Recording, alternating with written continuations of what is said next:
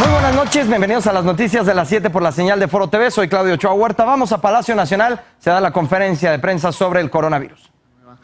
Enfermedad y su llegada a México y lógicamente aquellas intervenciones que se están diseñando en los diferentes escenarios. Está con nosotros la doctora Lorena Bores, ella es la secretaria técnica del Consejo Nacional de Salud Mental y el día de hoy tendrá bien presentarnos un tema que consideramos es importante en el marco de salud mental, pero también en el marco de lo que será la Jornada Nacional de Sana Distancia, que está próxima a iniciar ya el 23 de marzo. Nos acompaña también nuevamente el doctor Ruy López Ridaura, director general del Centro Nacional de Prevención y Control de Enfermedades. Entonces, si me lo permiten, procederemos a presentar el panorama internacional y nacional.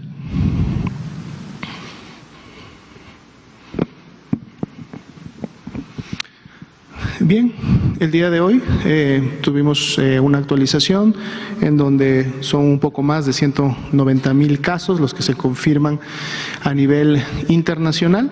Como ven ustedes, siempre tenemos una tabla en donde estamos monitoreando cuáles son los casos que se han confirmado en las últimas 24 horas.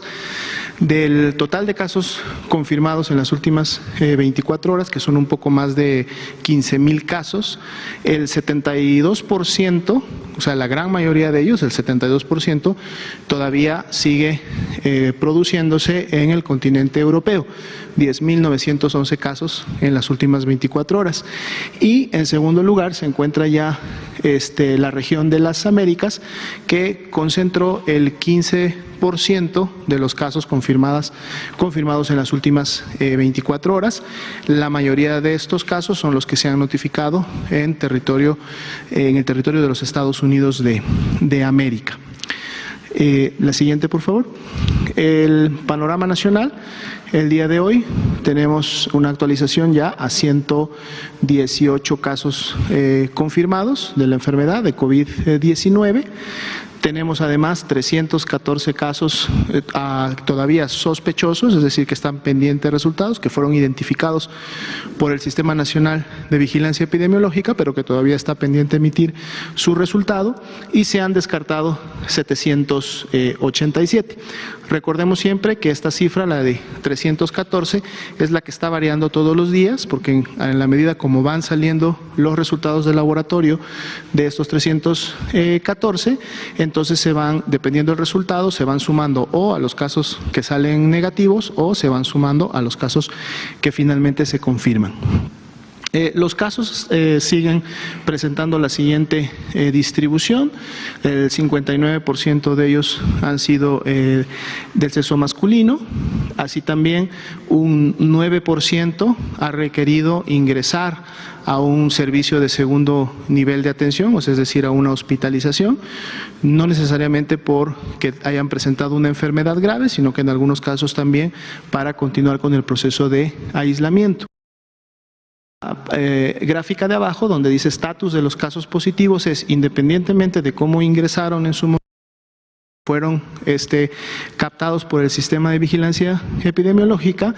Este es el estatus que guardan los casos en las últimas 24 horas, en donde todavía la mayoría sigue siendo o estando en atención ambulatoria. Son estos casos que están cursando un resguardo en su domicilio, que por su enfermedad leve no requieren de estar hospitalizados, son el 89%, y del grupo que está en hospitales, el 7% se reporta como estables, o sea, del total de casos confirmados, y seguimos teniendo 2% de casos graves, además de los recuperados, que los tenemos en la tablita de abajo azul, que son 3, que se tiene ya la evidencia con el resultado del laboratorio que se toma todavía actualmente de un caso que ha cursado con sus 14 días de aislamiento y donde tenemos un resultado negativo para verificar o certificar que efectivamente la recuperación ha sido completa.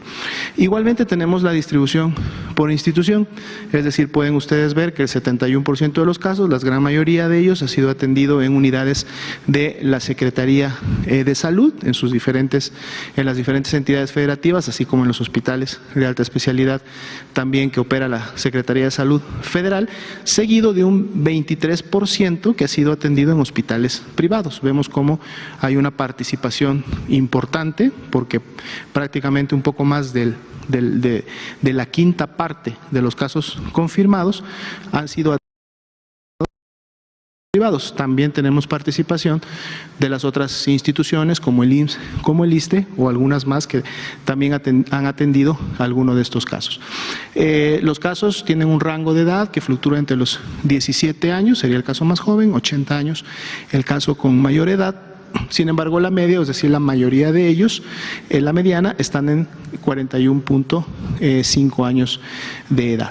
En la siguiente vemos lo que significa lo que es el seguimiento de contactos. Como ustedes saben, es muy importante el seguimiento de contactos porque precisamente de ahí nos permite identificar cómo se puede estar transmitiendo y dispersando la enfermedad. Ayer hablábamos de un 9% sintomáticos, el día de hoy es 10% de sintomáticos, es decir, del total de contactos, el 10% presentó síntomas. Estos representan 47 contactos que presentaron síntomas. Se toman muestras porque en el momento que un contacto presenta síntomas, se convierte inmediatamente en un caso sospechoso. Tenemos ahora 11 resultados positivos a SARS-CoV-2, es decir, son 11 casos que se consideran como asociados a importación, es decir, que se contagiaron de un primer caso importado con el cual lógicamente tenían un contacto. Ayer hablábamos que de estos casos que son asociados a importación también se había identificado un brote familiar, es decir, familiares directos cercanos o intradomiciliarios que se habían contagiado y habían desarrollado la enfermedad. El día de hoy se identifica un segundo brote familiar, por lo tanto tenemos ya 2 brotes identificados, con lo cual pues seguimos todavía en el marco de lo que se ha planteado como el escenario 1.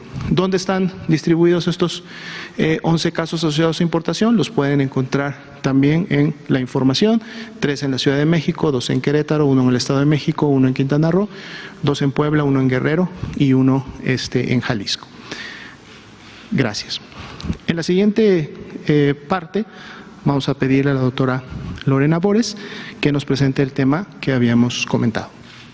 Muchas gracias, José Luis. Bueno, buenas noches a todas y a todos.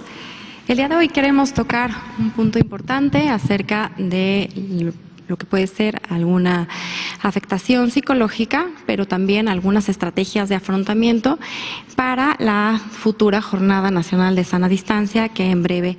Bueno, pues allí escuchamos entonces este resumen, 118 casos confirmados de coronavirus en nuestro país.